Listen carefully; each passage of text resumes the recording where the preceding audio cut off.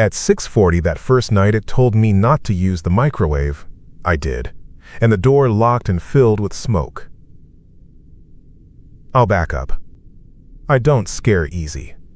I rent a little one-bedroom off Winton Street. I work nights stocking at the grocery store and help my sister with my nephew on Fridays. That's it. I keep my head down. I don't like being told what to do.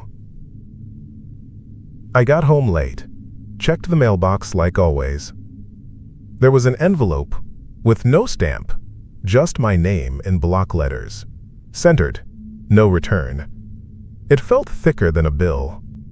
I opened it on the stairs with my thumb and walked inside with the paper hanging open.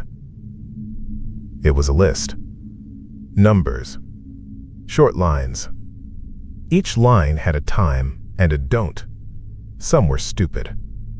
7:14 a.m. Do not open the fridge. 11:33 a.m. Do not knock on any door. 5:42 p.m. Do not step off the curb until you see 3 red cars. 6:40 p.m. Do not use the microwave. 10:12 p.m. Do not check the mailbox. There was a little return line printed faint at the bottom, like a header. P.O. Box 482, then a phone number I didn't know. No area code printed, just 10 numbers. There were names on the side in tiny print. A column. Some crossed out in red. I didn't know any of them. I set the paper on the counter. I'm not proud. I smirked. Someone thought they were clever. At 6:40, I had leftover rice. My stomach growled. I glanced at the paper and said, out loud, nope. I put the bowl in and hit 2 minutes. The thing whined. It rattled like it was going to hop off the counter. The light went dim and then bright. Static broke in the glass. The door clicked and wouldn't open. Smoke rolled out of the vents and my apartment smelled like metal and burnt hair. The clock on it froze at 6:40. My heart climbed into my throat. I yanked the plug. The smoke alarm chirped 3 times and then died. I stood there with my burned dinner and my stupid pride. It was small, stupid, but it landed. I looked at the list again. The next one coming up was 10:12 p.m. I thought, okay, fine. Let the paper have its win. I was tired. At 5:42 the next day, the list told me to wait at the curb until I saw 3 red cars. I was leaving for work. I felt dumb. I stood on the curb counting. 1 Corolla. 2 pickup. I stared up the street for the 3rd and almost stepped off. That's when the truck blew the light at Winton. It was a white panel truck, no logo. It would have taken me out at the knees if I hadn't been planted there counting red paint. It cleared. I saw the 3rd car, and I stepped off shaking. I went to work. Every morning after that, there was a new envelope in the mailbox. It was the same paper, same typeface. It had new times and new don'ts. The names on the side had changed. Some had neat lines through them in red ink, not Sharpie. Real pen lines. By the 3rd day, there were 2 names I recognized. L, Mikkel, which is my mail carrier, and H, Dane, my neighbor from 2B. Both were crossed out. I stared at it too long and then looked up at my door like a kid looks up at the ceiling when they hear something in the attic. That morning, a line said, 9:02 a.m. Do not speak to anyone through your peephole. I rolled my eyes and went to make coffee. At 9:04, my peephole blurred with a face. Someone knocked twice and whispered, Hey, you got a second? The whisper came from the wood, not the hall. The hair on my neck stood up. I went and sat at the table and drank cold coffee and told myself I didn't care. I started testing it. On day 4, I took the whole sheet and ripped it in half and put it in the kitchen trash. I took the trash bag out at 10:12 just to spite it. I swore at the stairs. When I got back, there was an envelope on my doormat. Same paper. Same list. Only now there was a new line in red at the top. Already violated. 10:12 p.m. Penalty assigned. It felt like being written up at work. I looked around like someone would be there to smirk at me. The penalty was small, but it got under my skin. My bedroom lights wouldn't turn on. In the hall, in the kitchen, everything worked. In the bedroom, the bulbs were dead. I changed them. They died the second I flipped the switch. I slept on the couch that night. I decided to take it to the post office. I put the list in a clean manila. I scrawled, "What is this?" on the front and the P.O. box printed at the bottom as the return. The clerk at the Spruce Street branch is a big guy named Ron who does crosswords and always double taps the stamp measure. I know him from dropping packages. I slid it over. "Someone keeps sending me this," I said. "There's no stamp." He weighed it.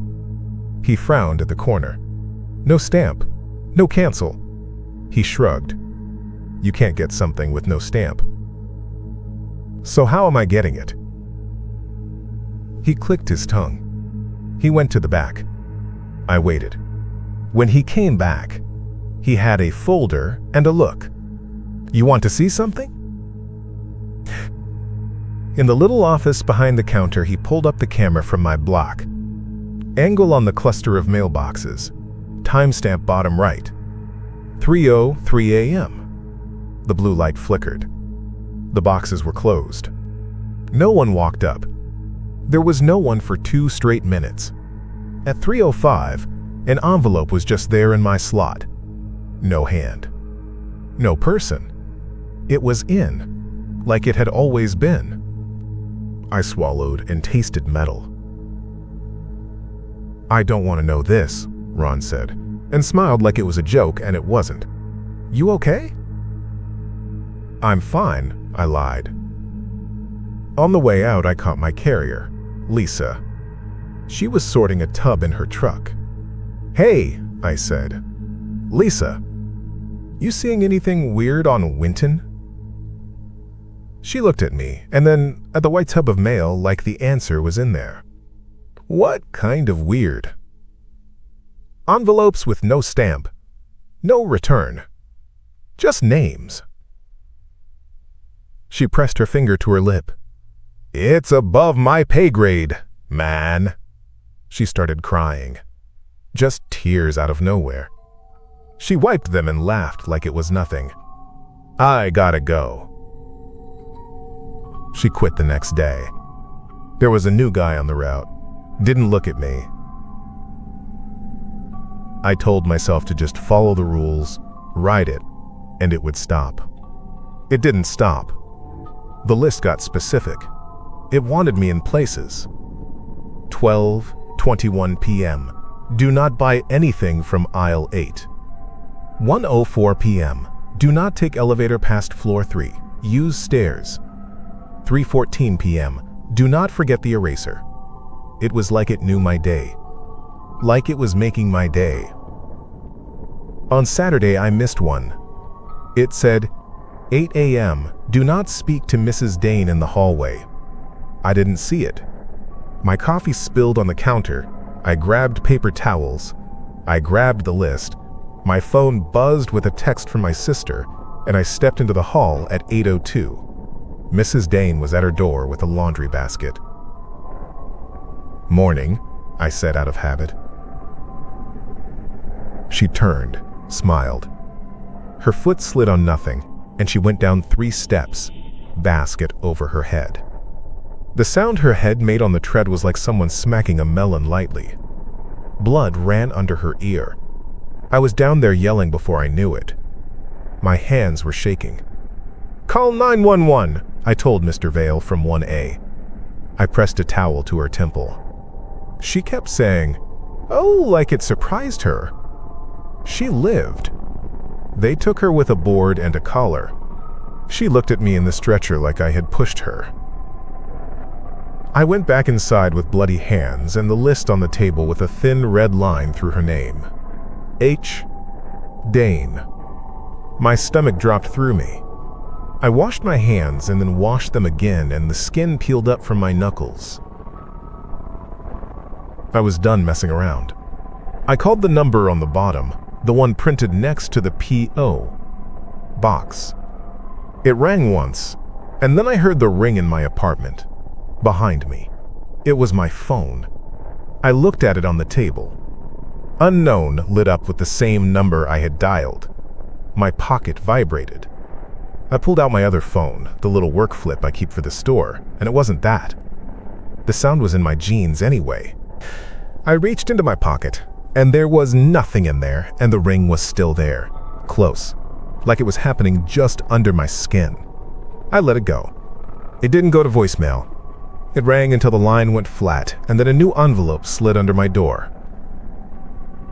The return address changed every day. One day it said P.O. Box 482, then it said P.O. Box 19, then 1107. Sometimes it said a whole different city printed in tiny gray, like P.O. Box 311, Kearney, N.E. The bottom had a printed note in red. Contact your authorized sender for questions. The red was glossy, like it had been printed after the black. Authorized sender. It stuck in my head like a splinter. I had to know. On my lunch, I went to the main post office, the big one by the highway. Long lines. A guy in a clip-on tie telling people to stand behind the tape. I asked to look up the box. The clerk in the back was tired and did not care. I leaned in. It's for my box. I think someone's using my name. I said, my box, like I owned anything. She made a face, but let me fill out a form. Another guy with a beard took me to a door with frosted glass and asked me to wait.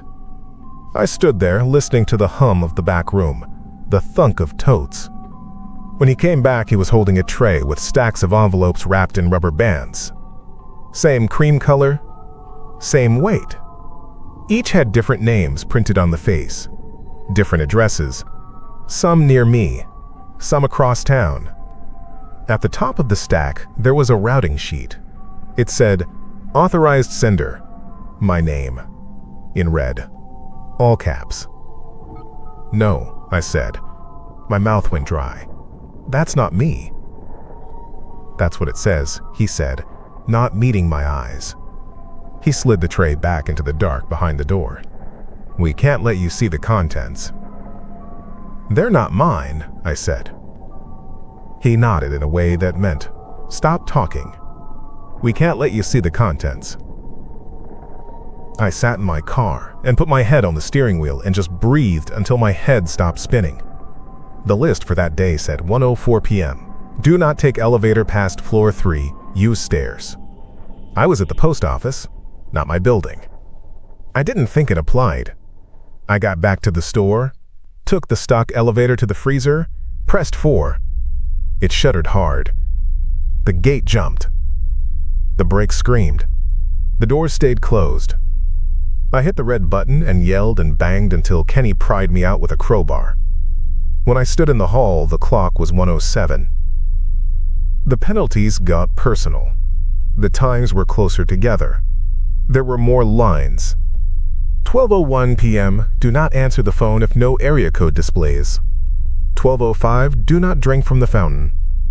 12:07, blink when the bell rings. I didn't know what would happen if I didn't blink. I blinked when the stockroom bell dinged, and the door swung open with a dolly loaded with cases that would have smacked me in the face if I'd been staring. Another morning, the list said, 7:55 a.m., do not let Mara drive. That's my sister. I called her. Don't take the car, I said. Just don't. Why? She said. What are you? Please. There was a big pause. Okay, fine. I'll Uber. You sound crazy. At 8:14, she texted me a picture from the corner of Thompson. A car up on the curb, front end pushed into the bus bench. "This is my route," she wrote. The bus bench that she takes to get Leo to daycare. My hands shook so hard I dropped my phone twice. I sat on my kitchen floor cold as a bridge. The list started using her name. 3:14 p.m. Do not let Mara pick up Leo. 3:19 p.m. Do not look through the glass. I went with her. We stood at the school lobby with our hands jammed in our coat pockets. At 3:19, a kid ran and smashed his forehead into the glass door next to us. Not hard, not bad, just enough to make a sound. I could smell the marker on the list through my scarf. In between that, ordinary junk kept happening. The laundry machine ate my quarters. The bus app froze. My toe caught the step. One line said, 2:30 p.m., bring the list to the post office. It was on a Monday. I obeyed. I walked into Spruce, set the paper on the counter. The new clerk, a woman with hair tight as rope, looked at it and then at me and slid it back. "We can't accept that," she said. "You're on file." "What file?" I said. She tapped her screen with a fake nail. "Authorization. You're a sender." She said sender like a job and like an insult. I backed away. I felt like everyone in line could see through my coat. The day I tried to turn it off for good was a Thursday. My hands hurt. My head hurt. The list said, 6:12 p.m., do not throw away this document. I took it in the alley and lit it with a barbecue lighter. It burned slow, brown edges curling. I watched it turn to flakes. I kicked the gray mess with my shoe. I felt righteous for 3 seconds. At 6:20, I was on my couch. The TV flickered and changed channels and then shut off. The air felt thin. I heard 3 knocks at my door, too fast to be a person. I stood, and I shouldn't have. I don't know why I did. I opened the door and there was no one in the hall. A new envelope was leaned against the jamb like a friend. I picked it up with both hands so I wouldn't drop it. There was a red rectangle at the top. Violation noted. Penalty will be assigned externally. That night, the external was Mr. Vale. I didn't even know him like that. The list had a line. 9 p.m. Do not look out the blinds. I looked. Across the street, at the exact minute, a car's alarm went off, Mr. Vale stepped off the curb to see, and a bike messenger clipped his ankle. He fell sideways into the hedge and didn't get up right away. He limped for a week. The next morning, his name had a line through it. By Saturday, I was jittery. I read the paper every hour like it was my pulse. I chewed my lip until it bled. There were shorter times now. 12:01, 12:03, 12:04. The last line said, 12:20 p.m. Do not let Mara answer the door. I was at the store. I left in the middle of my shift. I ran 2 stop signs with both hands on the wheel. I called her. "Don't answer the door," I said, panting. "Why would I answer?" Her phone beeped. "There's someone here. UPS." "Don't," I said. "I'm serious." "I won't," she said, and she didn't. I got there at 12:19 and stood in front of her like I could absorb whatever it was. The bell rang and stopped ringing like someone had waited, heard nothing, and left. We watched the frosted glass. A shadow moved and didn't have a shape that made sense. After that, the list changed. The bottom had a new section. 3 blank lines with little boxes next to them. Above it, in red, outgoing. Under that, deliver to 3 recipients before 8 a.m. Failure will result in targeted escalation. Next to recipient was a space for names. My name was printed above, but not there. My name was at the top with authorized sender in red beside it. I didn't sleep that night. Every hour, the paper got heavier. I kept flipping it over to see if something would appear there. It didn't until 4 a.m. Then the names printed in their little boxes like a receipt spitting out. 1. Sandy Cho, 221 Spruce. 2. G. Klein, 43 Harbor. 3. Evelyn Morrow, 10 Winton. Evelyn is Mara's landlord. I felt sick. The second line had an asterisk. At the bottom, failure to deliver to 3 recipients by 8 a.m. will result in escalation against Mara and Leo. Delivering to fewer will proportionally reduce escalation. I wanted to be the person who lets the world burn before they do what it asks. I wanted to be noble. I saw last week's bench with the car in it, and Mara's hands shaking when she buckled Leo. I am not noble. I folded the paper and slid it into a clean envelope because that felt like a lie I could live with. I put my coat on. I took 3 more envelopes from my desk because the line said 3. I stood at Sandy's building at 5:40 before the sun. I don't know Sandy. 3rd floor. I found her box. It had a sticker with a sunflower on it. I slid the envelope in and stood there with my hand on the door for a long second. I whispered, "I'm sorry." It didn't make the metal warmer. G. Klein on Harbor was a little duplex with a loose gate. The locks on the mailboxes were bent. I tucked the second one in and felt like I was pushing a bad thing into a mouth. I looked up and the security camera was a black bubble staring at me. I lifted my hand like I was waving to a person I knew and put my head down and walked away. I saved Evelyn for last. It was 7:23. My breath steamed. My hands hurt. My stomach was a knot. I stood in front of 10 Winton and thought about turning around. I thought about not doing it and going home and sitting on the couch and waiting for whatever the escalation was. A broken window. A fall. A shadow at a door. It was not going to be dramatic. It was going to be precise. It was going to be the stool under someone's foot sliding out half an inch when they reached for a pot. I slid the envelope in. I said, "I'm sorry," again, and it sounded thinner. At 7:50 I went home. I put my key in the lock. There was an envelope leaning against my door, lighter than the others, like there was only 1 page inside. I opened it with a shaky thumb. "Delivered," it said at the top in red. Below it, "Outgoing complete." Below that, "Final rule. You will continue until someone crosses your name out." I sat on the mat outside my door and read that sentence 6 times. I read it like it was going to change. It stayed red. The names on the side had moved again. New ones waiting. Some with lines through them. Mine was printed now at the very top with a red bracket. Not crossed out. Not yet. All day I waited for a knock or a call. I waited for the bad thing that balanced the books. Nothing happened. Nothing big. At 3:14 I went with Mara to get Leo, and we stood behind the glass and watched the teachers move kids into little coats. A kid tripped, stood, laughed. Regular life. On the way back, Mara took my arm. "You okay?" she said. I nodded and said yes and meant no.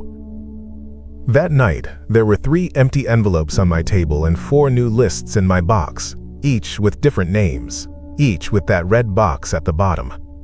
I made coffee and stared at them. The coffee went cold in my hand.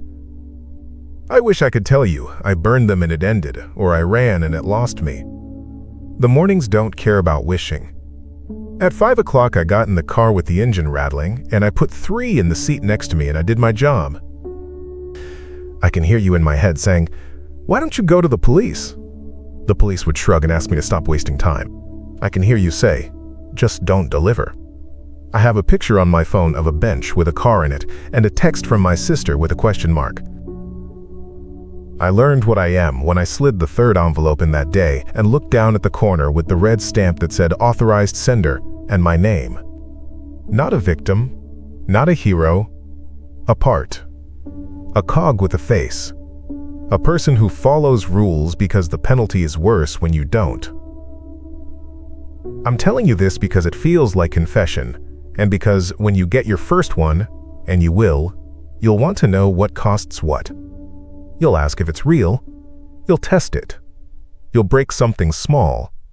Something small will break you back. You'll follow something dumb, and you'll not die. Then there will be names in red. There will be someone you love in a box at the bottom. You'll do math you won't forgive yourself for. I'm out of time. I have 3 names for the morning and a kid to watch at 3:14. The paper says, in red, "Do not be late." I won't be. I fold it, I put it in my coat, and I go.